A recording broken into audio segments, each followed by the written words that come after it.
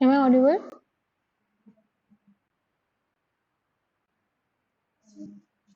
Mobile charger to answer me. No, dia na edit dia. Kung mobile tu. Mulai dia.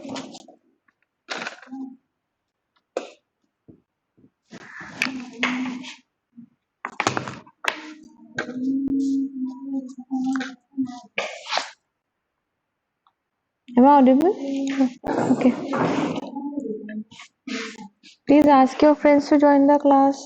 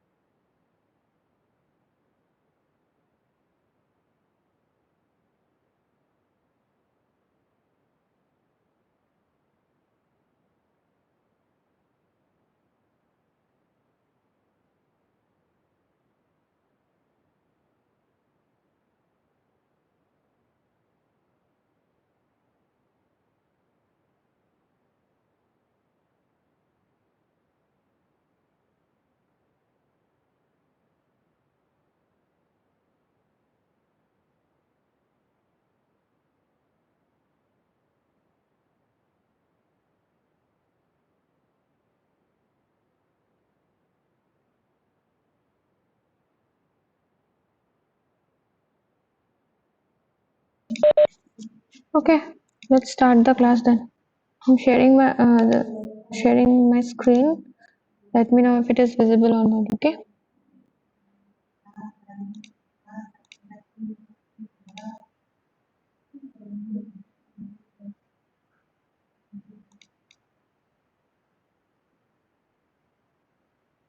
Analysis of beams with one or more internal hinges.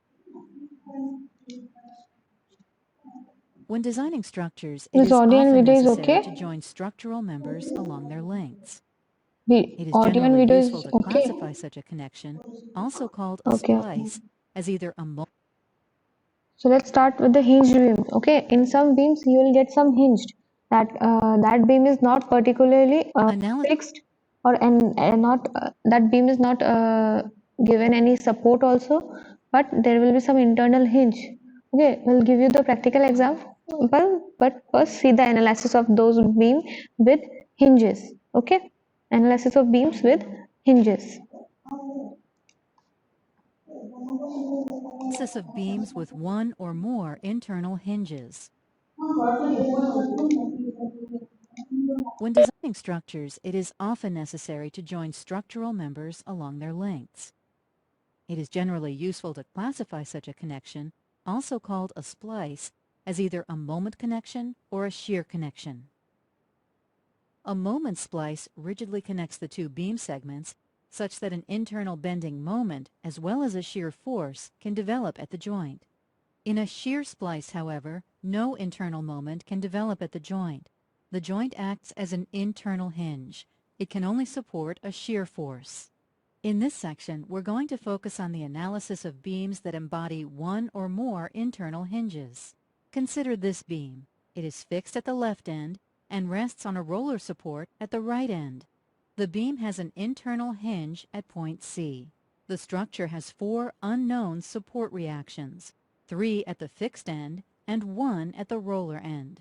Although we can write 3 equilibrium equations for the entire structure, but we cannot solve them for the unknowns, because we have only 3 equations, but 4 unknowns. Does this mean the structure is statically indeterminate?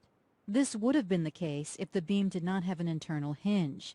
But the hinge at point C does make the structure statically determinate. That is, we should be able to determine the support reactions solely using static equilibrium equations. Here is how. The analysis of a beam with an internal hinge involves separating the beam segments at the hinge, formulating 3 equilibrium equations for each segment, then solving them simultaneously for the unknown reaction forces and the internal shear force at the hinge. Here is the free body diagram for each beam segment. Observe that the internal shear force at the hinge is drawn on each beam segment. On the left segment, the force is shown to act downward. On the right segment, the force is drawn upward. These 2 arrows must always be drawn in opposing directions. Also note that I have placed an internal axial force at point C. Although most beams do not carry such a force, for completeness we need to show the force on the free body diagram. Similar to the internal shear force, the internal axial force at point C must appear in a pair, acting in opposite directions. The equilibrium equations for the left beam segment are the equilibrium equations for the right beam segment are. Therefore, we have a total of 6 equations and 6 unknowns. The unknowns are AX, AY, M, VC, CX, and BY. Solving the equations for the unknowns, we get AX equals 0, AY equals 2, M equals negative 16, BY equals 2, CX equals 0, VC equals 2.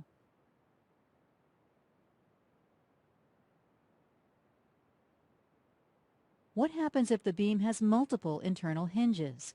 How do we analyze such a beam? Here is a beam with 2 internal hinges. The beam rests on 4 supports, a pin support, and 3 roller supports. The number of support reactions, therefore, is 5. We have 2 reactions at the pin support and 1 reaction at each roller support. The 2 hinges divide the beam into 3 segments. When we cut the beam segments at the hinges, in effect, we are introducing 4 more unknowns. We are introducing a shear force and an axial force at each cut. Now we have a total of 9 unknowns. There are 5 support reactions and 4 internal forces. And since we have 3 beam segments, and for each segment we can write 3 equilibrium equations, there are 9 equations. So we can solve the equations for the unknowns. Here are the equilibrium equations for AE. Here are the equations for segment EF. And here are the equations for segment DE. Solving these equations simultaneously, we get AX equals 0, AY equals 2.14, BY equals negative 7.47. So beam with internal hinge, what we'll do, we'll separate those 2 beams and we'll analyze this separately, okay? EX equals 0, VE equals negative 5.33, CY equals 21.33, FX equals 0, VF equals 0, and DY equals 0.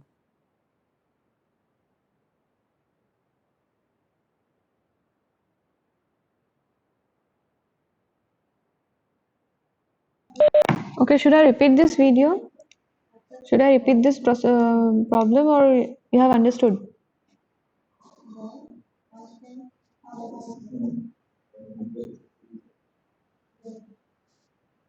Should I repeat this analysis of beam with hinges, or I can move forward?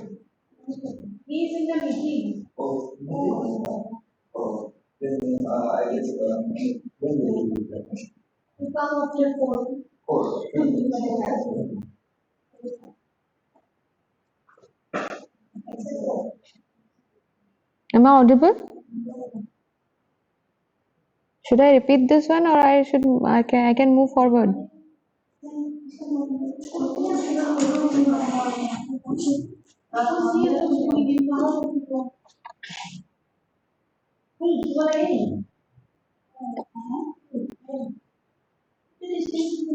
so I'm sharing the next video. Okay, so this is about the stability, statically determinate. Now let's move to your truss. Okay, method of joints and method of section.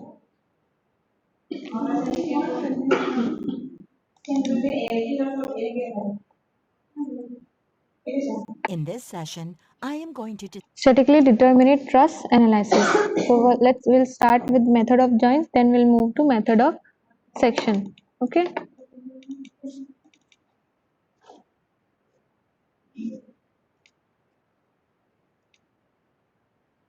If you have any doubt at that moment only, you type in the chat box. Okay, so that I can stop there.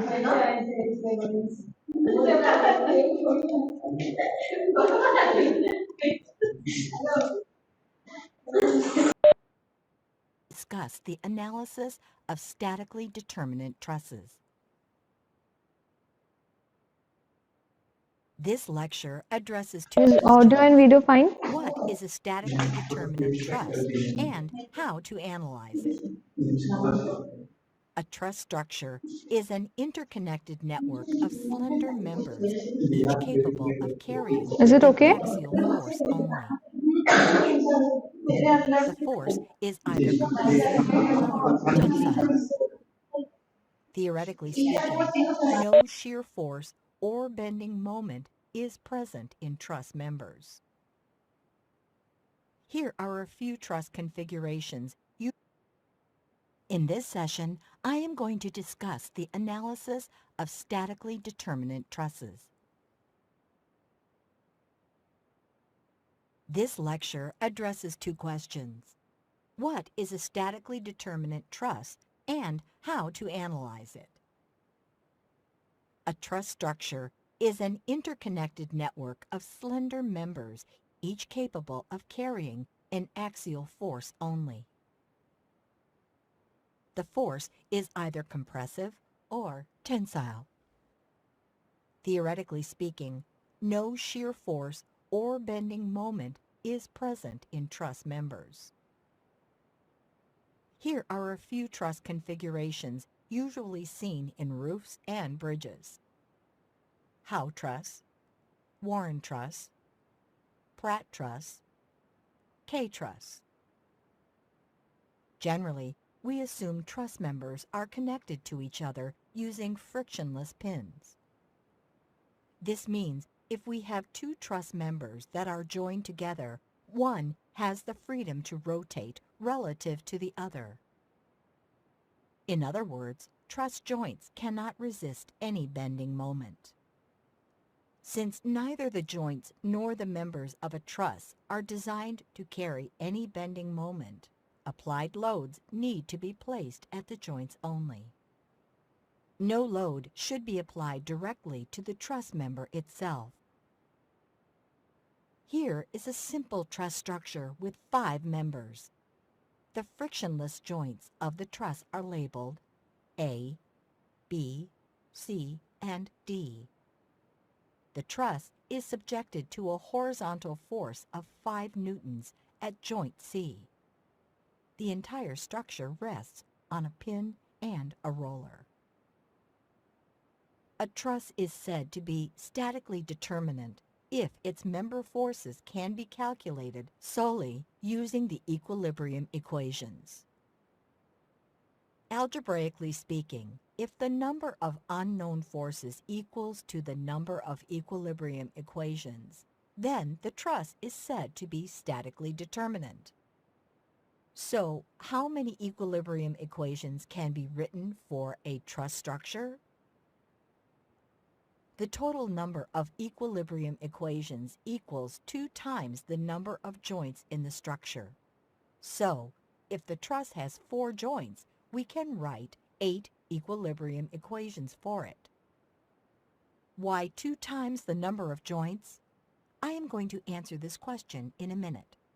For now, Let's just accept it as a fact. But what about the number of unknown forces? The total number of unknown forces in a truss equals to the number of its members plus the number of its support reactions. Here, the truss has 5 members.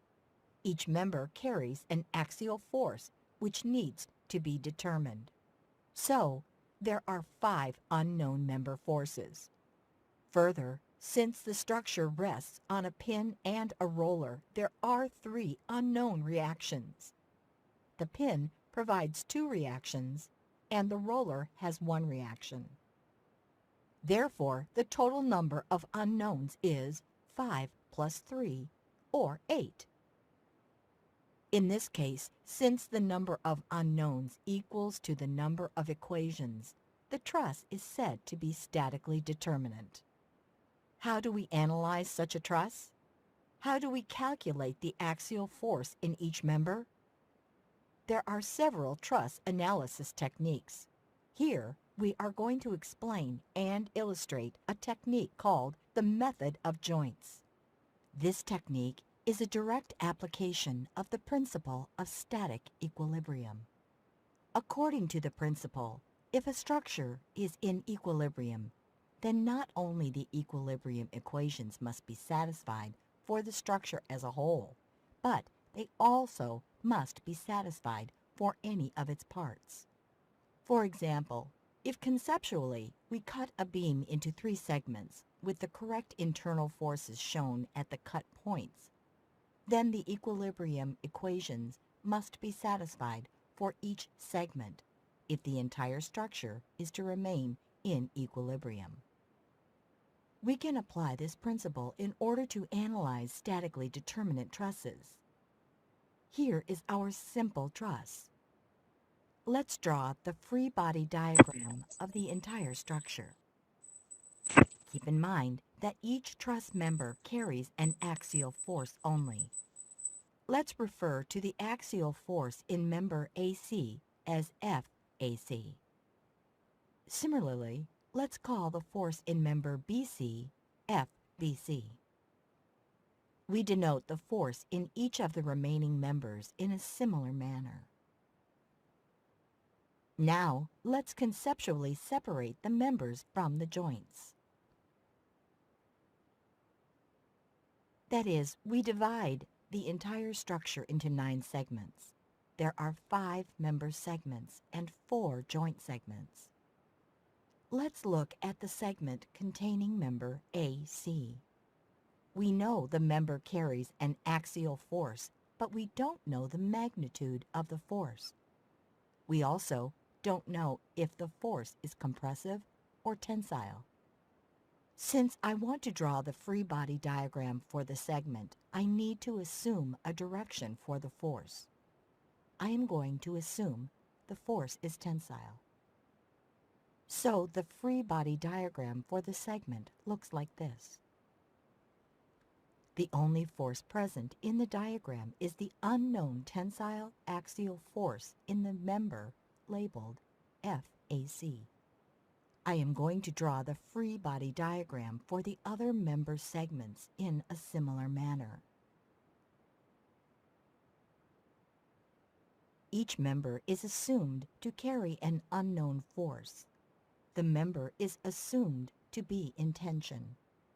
Now, let's draw the free body diagram for the joint segments. Let's examine joint A first. It connects members AC and AD. Since member C is attached to the joint, the axial force in the member also acts on the joint. We show this by placing FAC on the joint. Note that the direction of FAC at the joint is opposite to the direction of the same force shown on the member. This is the case because the two forces must cancel each other out. That is, if we reconnect member AC to joint A, the sum of the internal forces must vanish. Obviously, this happens only when the two forces are kept in the opposite directions so that they cancel each other out. There is one more member force acting on the joint, the force in member AD. Again, we place this force at joint A in a direction opposite to how the force is acting on member AD. This completes the free body diagram of Audio and joint video B. is okay. At It is joint playing. B, there are two member forces, Hello? the force in member Yes, ma'am. BC and the force Okay. in member BD. Joint C has three member forces acting on it. The force in member AC, the force in member BC, and the force in member CD. At joint D, there are three member forces, FAD, FBD, and FCD. Now we have the complete free body diagram for each segment. As I mentioned before, for the entire truss to be in equilibrium, each segment must be in equilibrium. We can easily see that the equilibrium equations are satisfied for each member segment. The two force vectors shown in each segment cancel each other. That is, their sum equals 0. And since there is no bending moment or shear force acting on the free body diagram, the moment equilibrium equation is automatically satisfied. So now let's turn our attention to the joint segments. When we say each joint has to be in equilibrium, we are saying at each joint, sum of the forces in the x direction must be 0. Sum of the forces in the y direction must be 0. And sum of the moments about the joint must be 0. Note that the moment equation is automatically satisfied since all the joint forces pass through the joint. So we only need to show that the other two equations are satisfied. Let's see how this works for joint A. Using the geometry of the truss, we can calculate angle alpha. It is 45 degrees.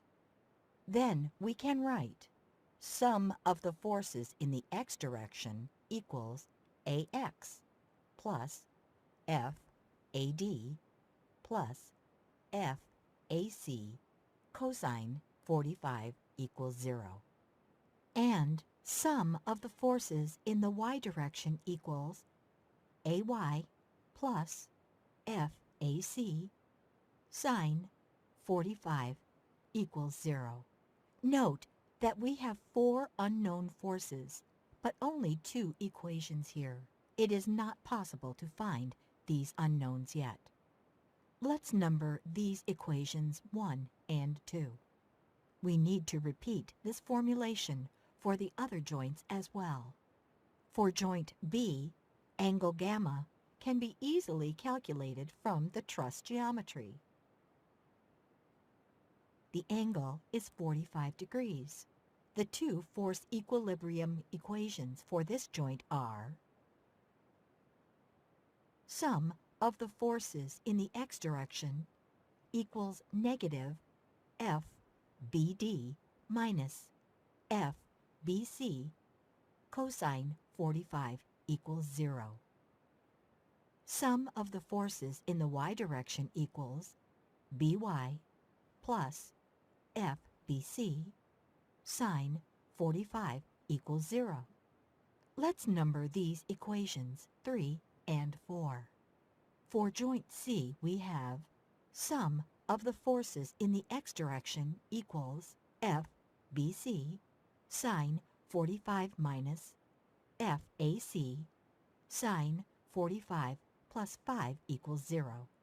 And sum of the forces in the y direction equals negative FAC cosine 45 minus FBC cosine 45 minus FCD equals 0.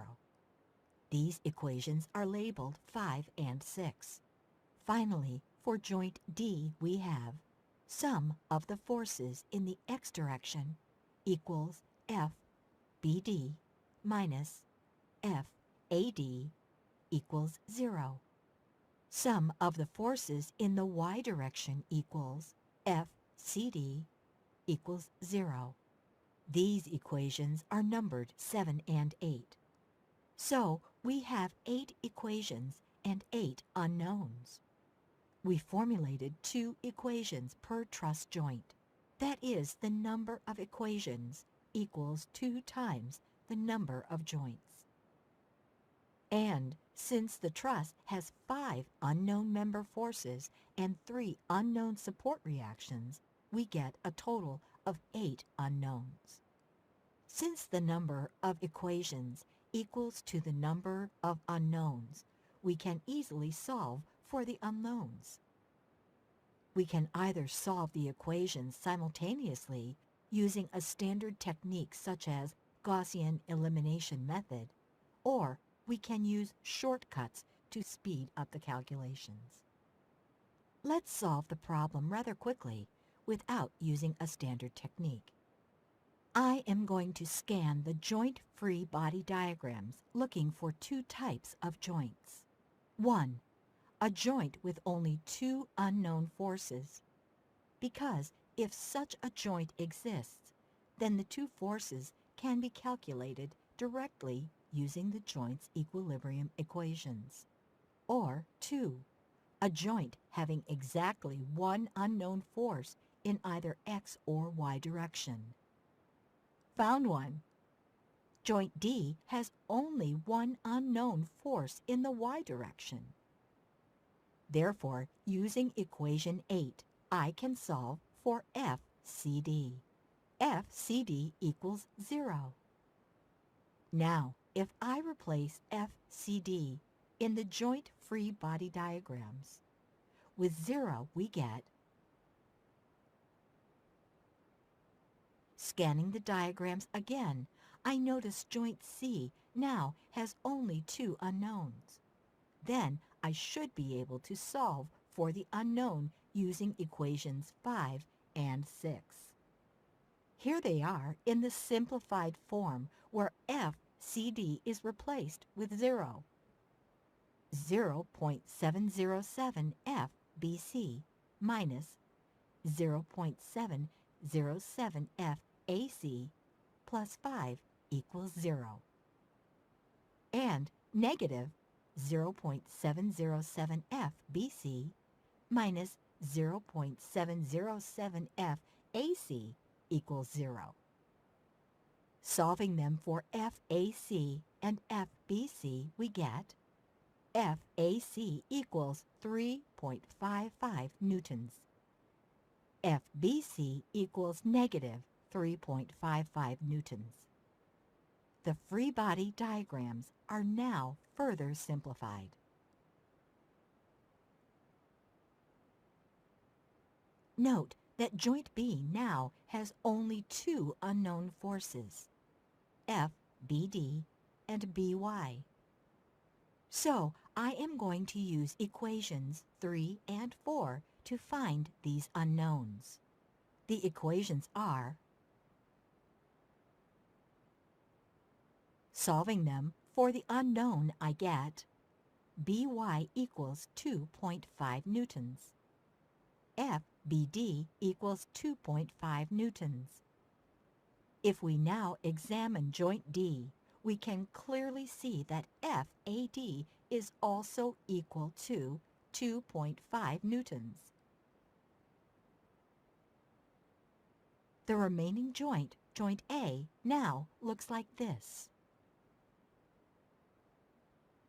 There are only 2 unknown forces remaining, AX and AY. They can be determined using equations 1 and 2.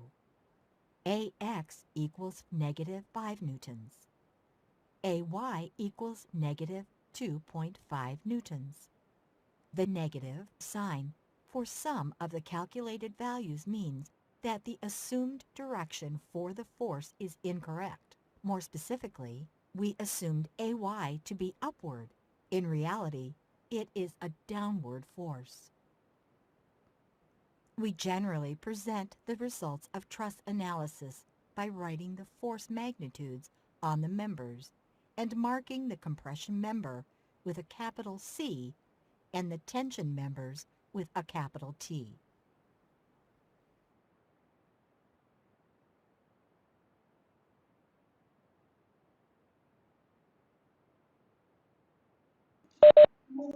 Hope we have understood method of joints by for this truss. Okay.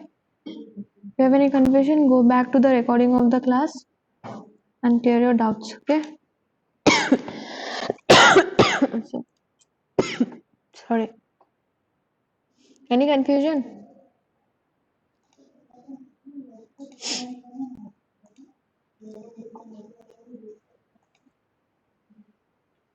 Okay. Write your roll numbers in the chat box.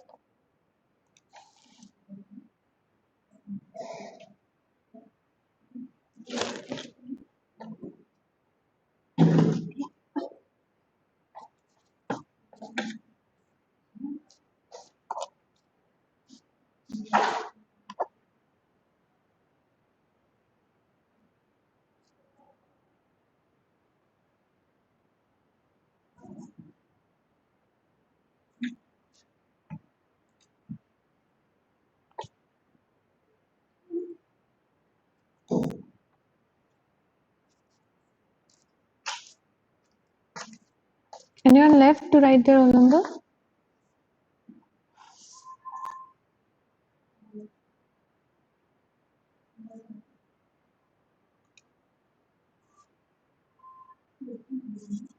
Okay. See you in the next class. Thank you. Hope everyone wrote their roll numbers. Last 33.